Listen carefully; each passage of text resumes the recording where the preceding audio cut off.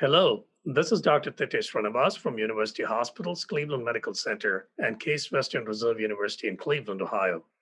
Welcome to this educational activity on optimizing maintenance immunosuppressive therapy and kidney transplantation. This activity will explore the benefits and limitations of current immunosuppressive strategies used to prevent acute rejection and promote long-term graft survival after renal transplantation, as well as guide you through appropriate decision-making in individual kidney transplant recipients, specifically recognizing how and when to initiate CNI sparing strategies. So let's begin with a brief introduction before we meet our patients. Kidney transplantation is the treatment of choice for selected patients with end-stage renal disease. A successful kidney transplant improves the quality of life and reduces the mortality risk for most patients when compared with maintenance dialysis. There are many factors associated with patient survival after kidney transplantation. These include the source of the allograft, whether it's from deceased donors or from living donors, and the spectrum of donor quality, recipient and deceased donor age, comorbid conditions in the recipient, principally cardiovascular disease and diabetes mellitus and their complications, the level of allograft function, and the type and overall levels of immunosuppression.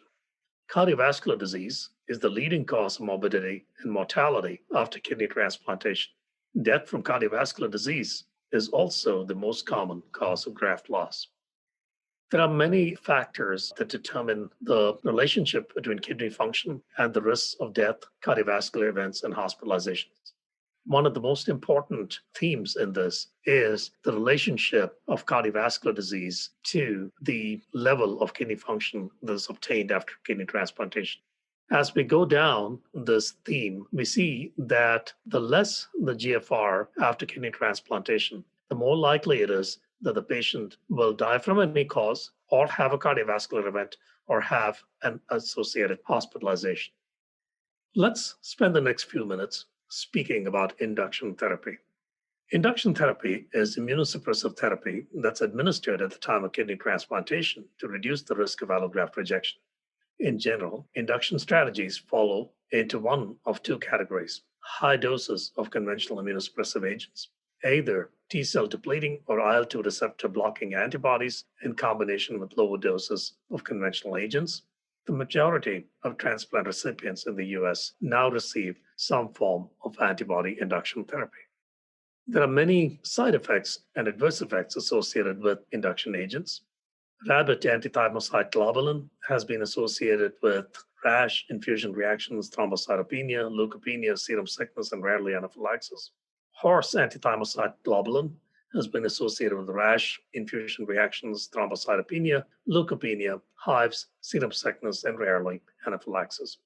Alemtuzumab has been associated with infusion reactions and leukopenia, and the dose ranges and the duration of therapy are also depicted in this slide.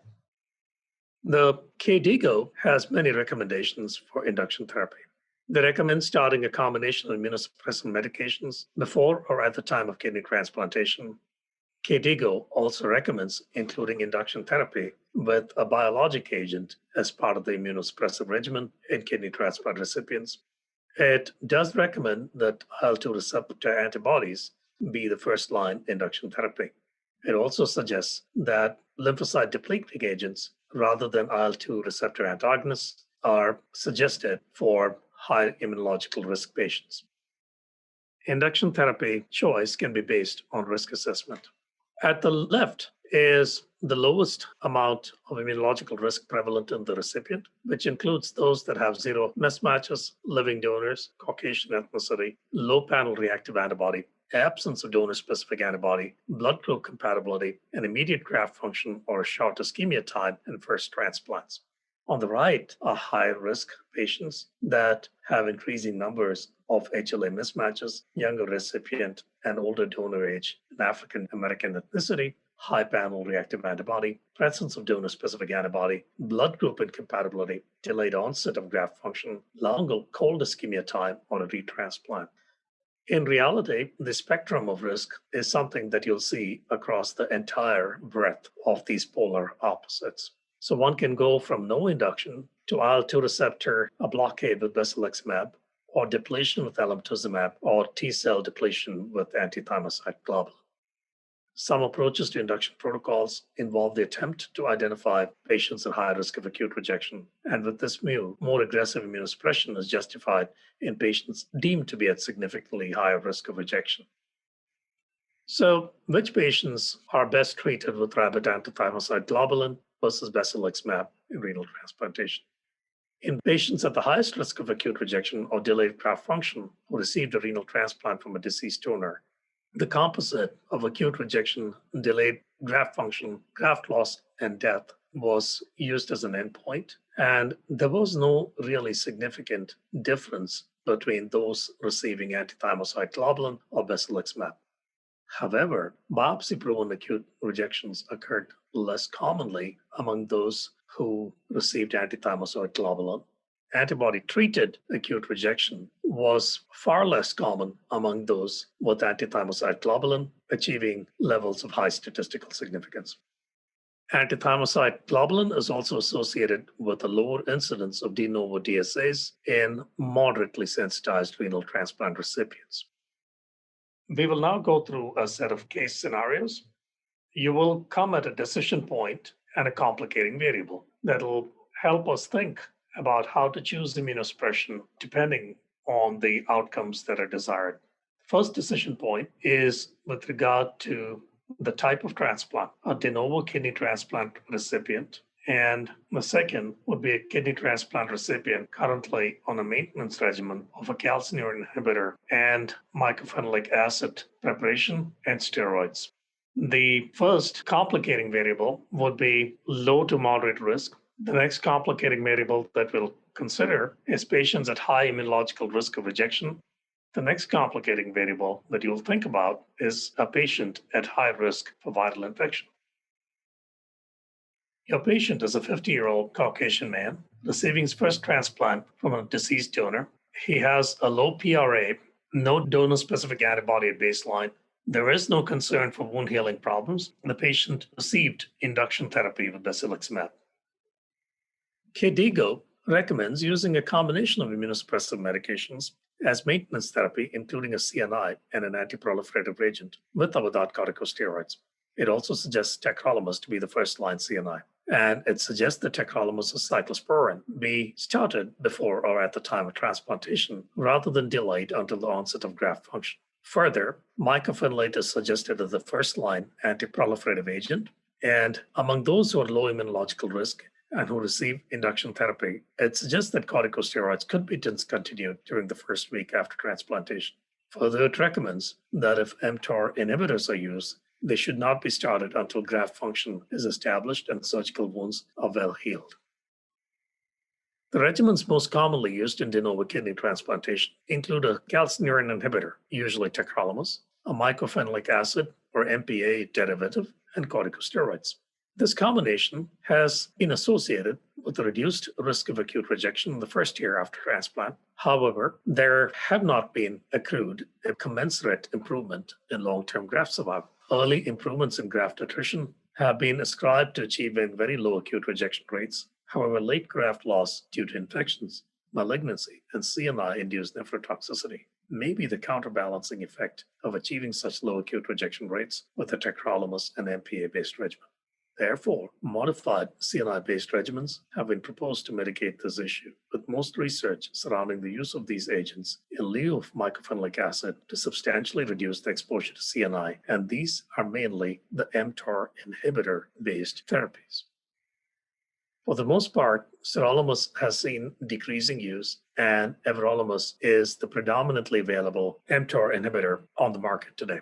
The time to peak concentration differs not very much. The time to steady state, however, takes 6 days with Sirolimus and is achieved in 4 days in Everolimus. The half-life of Everolimus is 28 versus 62 hours for Sirolimus, and the effect of simultaneous cyclosporine administration on Sirolimus is notable. The loading dose of Sirolimus is about 3 times the maintenance dose. Notably, a loading dose is not recommended with Everolimus. Let us look at mTOR inhibitors and their effect on renal function. Renal transplant parameters at 3 months post-transplant were looked at among de novo kidney transplant patients receiving sirolimus or everolimus with concomitant cyclosporine and steroids. The free water clearance, serum phosphorus values, GFRs, uric acid clearance, urinary pH, urinary acid excretion, all of these are affected with the concomitant dosing of sirolimus with cyclosporine and steroids, indicating that there are important effects on renal function of this combination. Notably, in the way everolimus has been used in the clinic, GFRs are significantly higher at a mean of 64 ml per minute versus 49 ml per minute with sirolimus.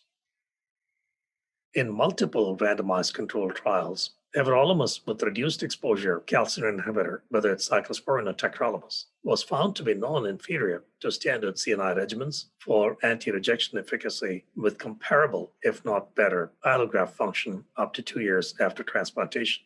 Additional benefits in terms of suppression of viral infections, especially CMV infections, have been reported with early everolimus initiation. Let us take a few minutes now to review the largest clinical trial performed in transplantation, Transform, where everolimus was used with reduced calcineurin inhibitor exposure among de novo kidney transplant recipients. Everolimus in the intervention arm was targeted at a C0 of 3 to 8 nanogram per ml with reduced CNI and steroids. Cyclosporine C0s in the first month were maintained at 150 nanogram per ml. Tacrolimus C0s were maintained at 4 to 7 nanogram per ml. Starting month 2 to 6, cyclosporine was reduced to 50 to 100 nanogram per ml, and tacrolimus C0s were maintained at 2 to 5 nanogram per ml. Months 6 to 12 and ongoing, cyclosporine was dosed to 25 to 50 nanogram per ml target levels, and tacrolimus C0s were kept at 2 to 4 nanogram per ml.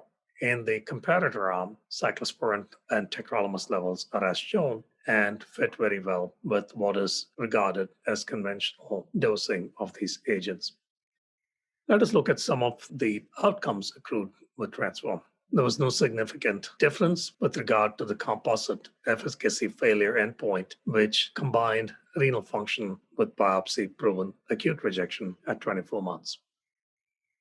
The level of donor-specific antibody at baseline did not differ between the two groups. At 12 months, there were again no significant difference among donor-specific antibodies, and donor-specific antibodies did not differ by class across either agent.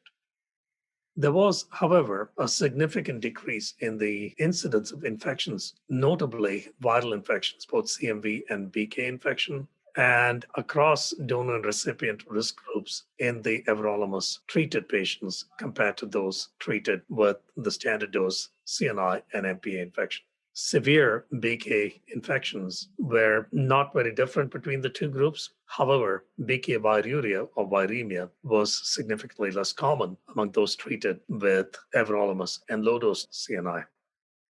Wound-related infections showed a slightly higher trend, especially lymphocyte, among those treated with everolimus, but these are not clinically significant. Impaired healing was noted more often among those treated with everolimus. Again, procedural pain, etc., were not very different between the groups.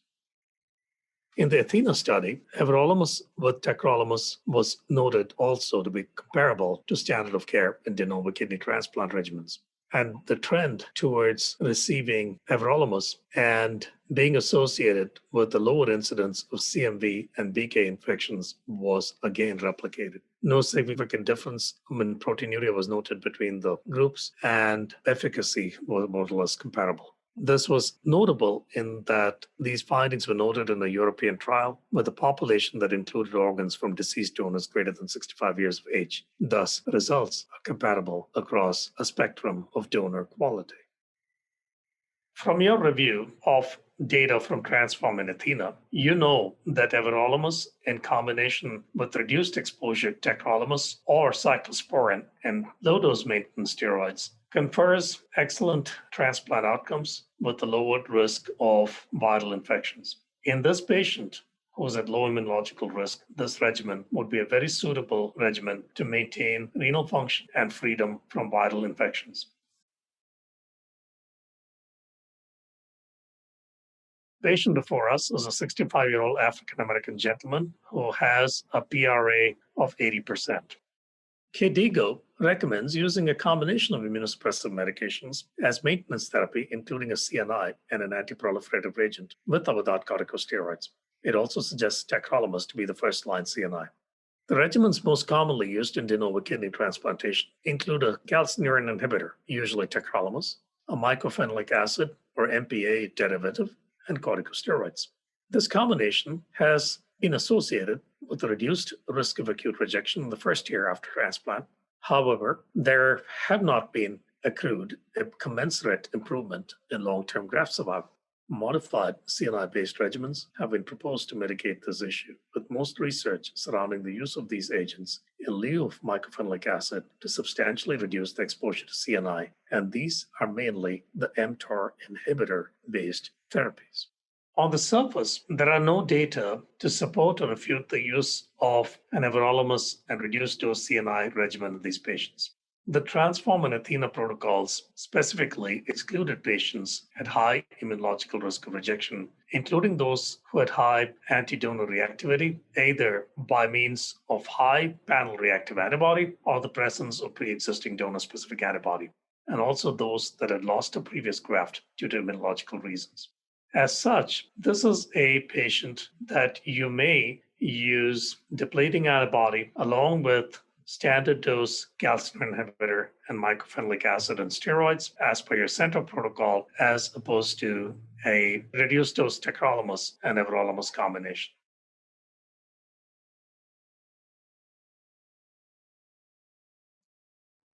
An adult de novo kidney transplant recipient at high risk for viral infections comes before us. So typically, this is usually a transplant recipient who is immunologically naive for an infection such as CMV and receives a graft from a seropositive donor. This patient is at highest risk for CMV infection post-transplantation. In this instance, Everolimus plus reduced exposure calcineurin inhibitor may provide long-term benefit by reducing the risk of viral infection and is best considered in kidney transplant recipients who are at high risk for viral infection. Clinical studies have consistently demonstrated a reduction in the rate of viral infections in patients on Everolimus and reduced exposure CNI regimens versus MPA and standard dose CNI.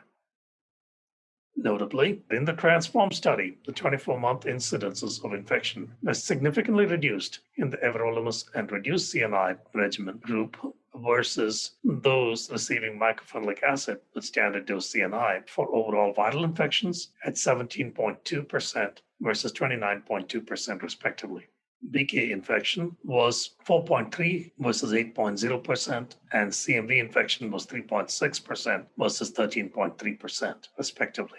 Incidence of CMV infections in the Transform trial was lower for all serology status except the donor negative, recipient negative serostatus, irrespective of prophylaxis.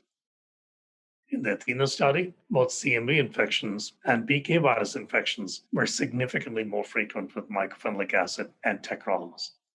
Thus, in a patient deemed to be at high risk for viral infections post-transplantation, the low-dose tacrolimus or reduced-dose cyclosporine with everolimus combination may afford significant and durable protection against the occurrence of these viral infections.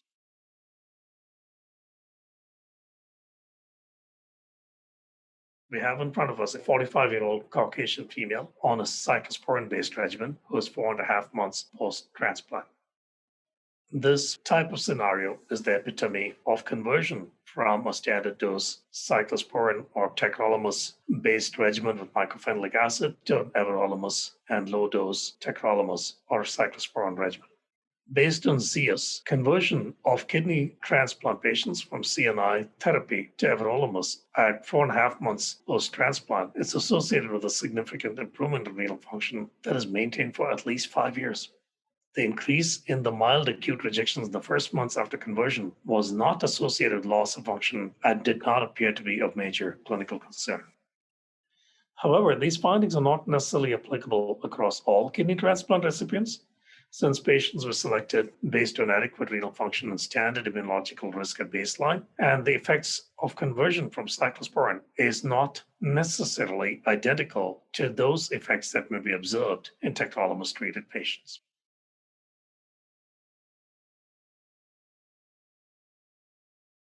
This is a 55-year-old African-American man with evidence of biopsy-proven CNI nephrotoxicity without accompanying acute rejection.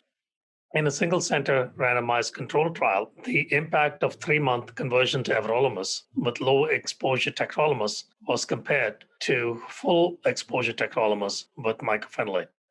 Goal troughs in the intervention arm were 2 to 5 nanogram per ml for tacrolimus and 3 to 8 nanogram for everolimus, with tacrolimus being maintained at 5 to 12 nanogram per ml in the control arm. At 12 months, fibrosis scores were 27.8% with tacrolimus versus 22.9% tacrolimus and everolimus. Acute rejection rates were lower with tacrolimus-everolimus combination, and graft function was slightly better in the everolimus and low-dose tacrolimus arm, despite not achieving statistical significance. The everolimus arm had significantly lower rates of CMV infection, severe BK infection, and improved BK virus clearance kinetics as compared to the MPA arm. This population significantly included a number of African Americans, and in this population as well, the tacrolimus and everolimus combination exhibited favorable performance. This is a situation where one could think about conversion to everolimus with a low-dose tacrolimus regimen. The caveat here is that the results can be variable in a patient who has established nephrotoxicity, as we do not know how that patient would fare, and one would need to have a very open, informed consent discussion with the patient in an atmosphere of shared decision-making so that the patient understands the risks versus benefits clearly.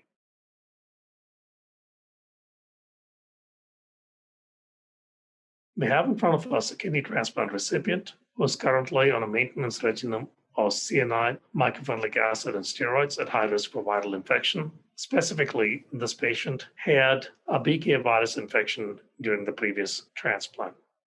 Transform, the largest clinical trial performed in kidney transplantation, studied everolimus with reduced calcineurin inhibitor exposure versus a regimen of mycophenolic acid with standard CNI and steroids.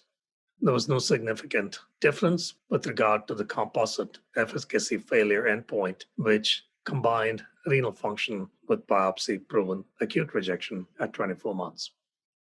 There was, however, a significant decrease in the incidence of infections, notably viral infections, both CMV and BK infection, and across donor and recipient risk groups in the everolimus treated patients compared to those treated with the standard dose CNI and MPA infection. Severe BK infections were not very different between the two groups. However, BK viruria or viremia was significantly less common among those treated with everolimus and low-dose CNI. In this type of patient, while it's been noted that patients with BK nephropathy can be safely retransplanted, if there is concern, this patient is certainly a candidate for a low-dose tacrolimus with everolimus maintenance in a de novo paradigm similar to what was demonstrated in the Transform study.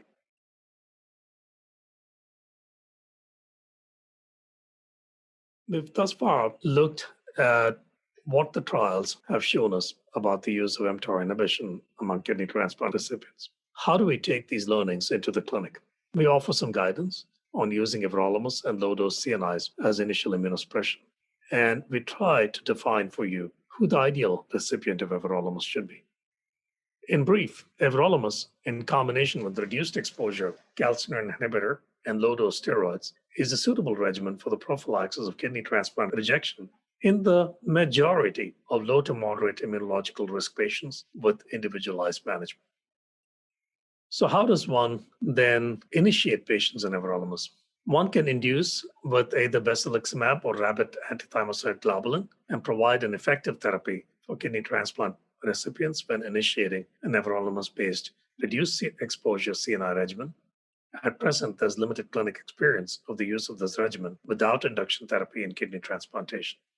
So the concentrations are to the right, as you can see, and as to what targets can be employed, it should be noted that an arrangement should be made at your institution to make sure that you're able to get Everolimus levels back in a rapid turnaround time within the constraints of your laboratory. How do you manage patients on these regimens? An individualized approach should be adopted when managing kidney transplant recipients on an everolimus-based therapy. Specific attention should be provided to wound healing events, proteinuria, edema, possible occurrence of pneumonitis with increased exposure to mTOR inhibitors, of lipid level values, development of donor-specific antibodies, and thrombotic episodes, including thrombosis, thrombotic events, and repeated thrombotic events. The other consideration that is important in the use of immunosuppression in the clinic is with regard to the use of steroid sparing or steroid avoidance regimens with a view to avoiding long-term complications. Woodle and colleagues reported on a 60-month randomized controlled double-blind double-dummy multicenter trial. The two arms included rabbit antithymocyte globulin, tacrolimus, and MMF versus steroid withdrawal within 7 days. Lipids looked a little better. There were no differences in cardiovascular risk, weight gain, new onset diabetes, or kidney infunction. There was an increase in acute rejection, and there was an increase in chronic graft dysfunction, as noted in the panel, showing a significant increase in biopsy-proven acute rejection starting to peak around 12 months and sustain thereafter. The benefit and the benefit EXT trials compared basiliximab, MMF, and prednisone plus less intensive belatacept versus more intensive belatacept or cyclosporine. Rejection rates were higher with the belatacept arm. However, GFR levels were superior with the use of belatacept versus cyclosporine and conventional treatment. Several trials have tried to look at the avoidance of CNI and steroids using belatacept. Unfortunately, trials are halted early due to rejection in the belatacept treatment groups. Let us look a little bit into the future.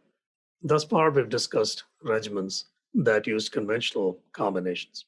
Iscalimab is a fully human, Fc-silent, non-depleting IgG1 monoclonal antibody preventing CD40 pathway signaling and activation of CD40 plus positive cell types. In a recent multicenter randomized controlled trial, iscalimab therapy showed improved renal function, reduced risk for new onset diabetes, and similar safety in comparison with tacrolimus. Compared to current standard of care, iscalimab appears to be associated with lower CADI scores, with close to normal histology maintained in a high proportion of allograft.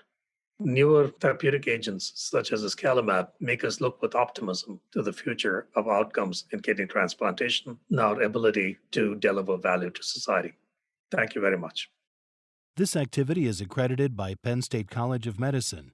This activity is developed in collaboration with our educational partner, PVI, Peerview Institute for Medical Education.